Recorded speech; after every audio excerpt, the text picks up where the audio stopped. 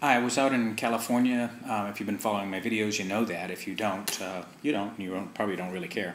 Uh, but while I was out there, that Steve Jobs guy died. The guy that invented this computer that I'm talking into and being able to bring you real live videos just right from a computer. But I was at a friend of mine's house, and she said that Dr. Mercola, who is apparently a online guru, a chiropractor that shows you how to live healthy lives, said that Steve Jobs pursued the wrong avenue for his alternative health care.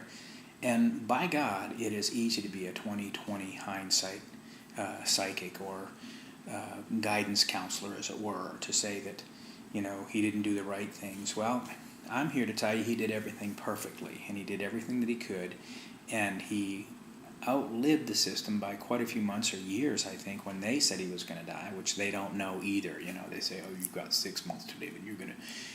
But a few years ago, a friend of mine, a really good friend of mine, Raf Skiffo, died at less than 32 years old. I think his 32nd birthday was coming up shortly after his death of liver cancer.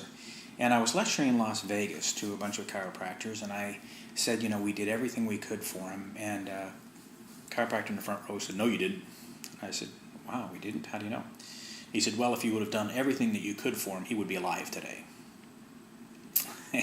And I informed the gentleman that I thought that he was full of an inferior grade of bullshit.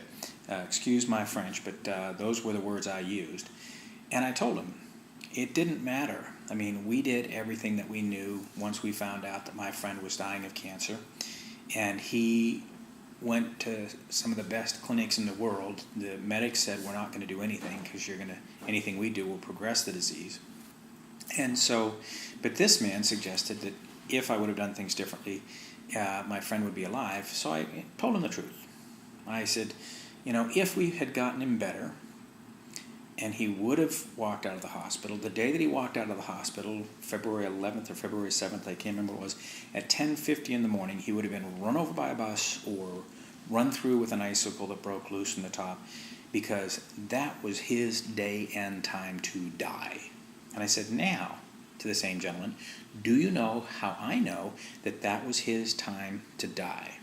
And he said, no. And I said, because he did. When it's your time to go, I'm not sure there's much you can do about it. I'm not sure you can put death off. I think you can take care of yourself, and maybe that'll make a difference, but I really don't know. I've had too many of my friends die from too many silly things, and I guess death isn't silly to anybody going through it. But when it's your time to go, I think it's your time to go. I don't mean to be depressing, but enjoy your life. Have fun. Live it to the fullest. Do what you want to do. This is your life. You don't know when it's going to end, and even Dr. Mercola can't keep you alive.